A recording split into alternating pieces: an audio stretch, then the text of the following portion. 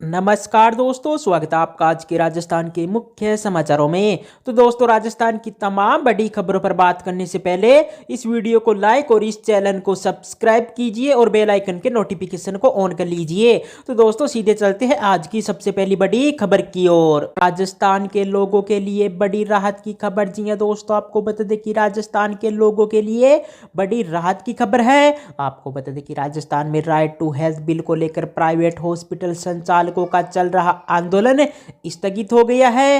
वहीं इस निर्णय के बाद से प्राइवेट हॉस्पिटल में आरजीएचएस और चिरंजीवी योजना के तहत ओपीडी और आईपीडी में मरीजों का इलाज हो सकेगा। वहीं हॉस्पिटल संचालकों की ओर से बनाई स्टेट ज्वाइंट कमेटी ने मुख्यमंत्री अशोक गहलोत से मुलाकात के बाद अपना आंदोलन स्थगित करने का फैसला किया है। आपको बता दें कि इस आंदोलन के स्थगित होने से सबसे बड़ा फायदा सरकारी कर्मचारियों को होगा।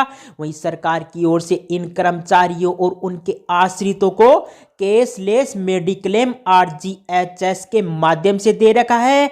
वहीं आरजीएचएस योजना से अटैच प्राइवेट हॉस्पिटलों में आने वाले मरीजों को 150 से 250 रुपए में ओपीडी में डॉक्टर्स को दिखाने का फायदा होता है। वहीं इसके अलावा जांचें और दवाइयां भी आरजीएचएस के जरिए फ्री मिलती है। इसके बाद दोस्तों, अगली बड़ी खबर, कांग्रेस पर हमला करेंगे 55,000 व्हाट्सएप ग्रुप। जी दोस्तों, आपको बता दें कि राजस्थान के विधानसभा चुनाव में 10 महीने से भी कम समय बचा है। वहीं अगले साल लोकसभा चुनाव भी होने हैं। आपको बता दें कि दोनों चुनाव में राजस्थान जीतने के लिए बीजेपी ने मास्टर प्लान तैयार किया है। वहीं चुनाव में जितना जोर ऑन ग्राउंड कैंपेनिंग पर रहेगा, उतना ही फोकस ऑनलाइन कैंपेनिंग पर भी रहेगा। आपको बता दें कि इसके लिए बीजेपी के सबसे बड़े हथियार हो गए व्हाट्सएप, ट्विटर, फेसबुक और इंस्टाग्राम। वहीं आपको बता दें कि अब तक बीजेपी राजस्थान में सोशल मीडिया के जरिए 80 लाख लोगों से जुड़ी हुई है। वहीं इस आंकड़े को चुनाव में 4 करोड़ तक ले जाने का टारगेट है। आपको बता दें कि बीजेपी 55,000 व्हाट्सएप ग्रुप के जरिए कांग्रेस पर डिजिटल हमला करेगी। वहीं हर विधानसभा के लिए अलग सोशल मीडिया पेज बनाया जा रहा है। इसके बाद दोस्तों, अगली बड़ी खबर, पेपर लीक माफिया बेंगलुरु में नया बिजनेस शुरू करने वाला था। जी हां दोस्तों, आपको बता दें कि सीनियर टीचर भर्ती के पेपर लीक मामले में चारों तरफ से फंस चुका मास्टरमाइंड भूपेंद्र सारण हमेशा के लिए राजस्थान छोड़ने की तैयारी में था। आपको बता दें कि सारण ने बेंगलुरु में हार्डवेयर का नया बिजनेस शुरू करने का प्लान बनाया था। वहीं लाखों अभ्यर्थियों के भविष्य से खिलवाड़ करके पेपर लीक से कराए पैसों से उसने बेंगलुरु में फ्लैट किराए पर लिया था। वहीं सारण का इरादा मार्च में बिजनेस शुरू करने का था। इसके बाद दोस्तों, अगली बड़ी खबर, ईआरसीपी का काम रुकवाने के लिए मध्य प्रदेश सरकार की सुप्रीम कोर्ट में याचिका। जी हां दोस्तों, आपको बता दें कि eastern Rajasthan canal project ERCP में चंबल और सहायक नदियों पर चल रहे काम को रुकवाने के लिए मध्य प्रदेश सरकार ने सुप्रीम कोर्ट में याचिका लगाई है। आपको बता दें कि इस याचिका को लेकर अब राजस्थान और मध्य प्रदेश की सियासत गरमाने के आसार बन गए हैं।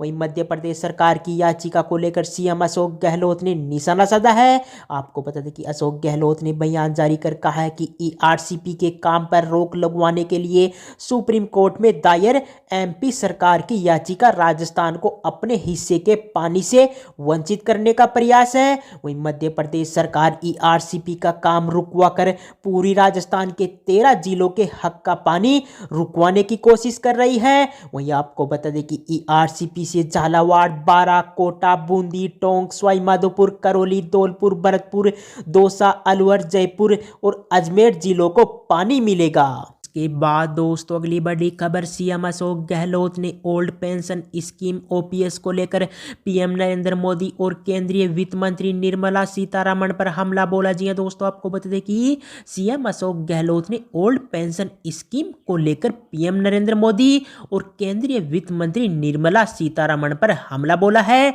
आपको बता दें कि मुख्यमंत्री ने कहा कि हमने इस बार ओपीएस दिया है। वहीं केंद्रीय वित्त मंत्री सीतारमण ओपीएस का विरोध कर रही है। है। इसी के साथ ही संसद में भी पीएम विरोध कर चुके हैं। वहीं ओपीएस लागू करने वाले राज्यों को भला बुरा कहा गया है। इसी के साथ ही मुख्यमंत्री ने कहा कि इनसे मोदी व सीतारमण से हम निपट लेंगे। वही निपटना चाहते हैं, वही सरकार रिपीट करोगे तो स्कीम और मजबूत होगी। इसी के साथ ही ओपीएस को खत्म नहीं करने देंगे। वही मुख्यमंत्री ने कहा कि हमारी कल्याणकारी योजनाएं हैं, वही सामाजिक सुरक्षा के लिए है। ये विश्व गुरु बनने की बात करते हैं। वही विश्व गुरु तो तब बनोगे जब सामाजिक सुरक्षा के लिए काम करेंगे। वही विदेशों में सामाजिक सुरक्षा के तहत वीकली पैसा मिलता है। वही केंद्र सरकार को भी सामाजिक सुरक्षा के लिए कानून बनाना चाहिए। के बाद दोस्तों अगली बड़ी खबर, सीकर सांसद ने कहा कि राजस्थान में कांग्रेस को 21 सीट भी नहीं मिलेगी। जी हां दोस्तों, आपको बता दें कि सीकर सांसद सुमेधानंद सरस्वती ने कहा है कि राजस्थान में इस बार चुनाव में कांग्रेस को 21 सीट मिलने की संभावना भी नहीं है। आपको बता दें कि प्रदेश सरकार ने इस बार चुनावी बजट जारी किया है, वह यह जनता को बेवकूफ बनाने वाला बजट है। इसी के साथ ही सुमेधानंद सरस्वती ने कहा कि केंद्र सरकार की ओर से इस साल बजट जारी करने के बाद कांग्रेस पार्टी लगातार केंद्र सरकार पर आरोप लगा रही थी कि बजट में कुछ भी नहीं मिला है। वही हकीकत यह है कि इस बार रेलवे का बजट 9 गुना, कृषि का बजट 6 गुना, शिक्षा का बजट 2 गुना है। इसी के साथ ही सांसद ने कहा कि हमने हर बजट यूपीए सरकार की तुलना में कई गुना बढ़ाया है। वही केंद्र की भाजपा सरकार के शासन में पाकिस्तान, नेपाल सहित कई पड़ोसी देशों के बॉर्डर तक सड़कों का निर्माण हुआ है, जो देश के विकास और सुरक्षा की दृष्टि से काफी महत्वपूर्ण है। इसी के साथ ही सांसद ने कहा कि एक तरफ तो राजस्थान में कांग्रेस सरकार 500 रुपए में गैस सिलेंडर मुहैया करवा रही है, वहीं दूसरी तरफ हिमाचल में पेट्रोल और डीजल पर 3 रुपए बढ़ाए जा रहे हैं। यदि घोषणा ही करनी है तो जिन राज्यों में कांग्रेस का शासन है वहां एक समान घोषणा की जाए। वही सांसद ने कहा कि पिछली बार भी इन्हीं थोथी घोषणाओं के चलते कांग्रेस को केवल 21 सीट मिली थी, वही इस बार 21 सीट मिलने की भी संभावना नहीं है।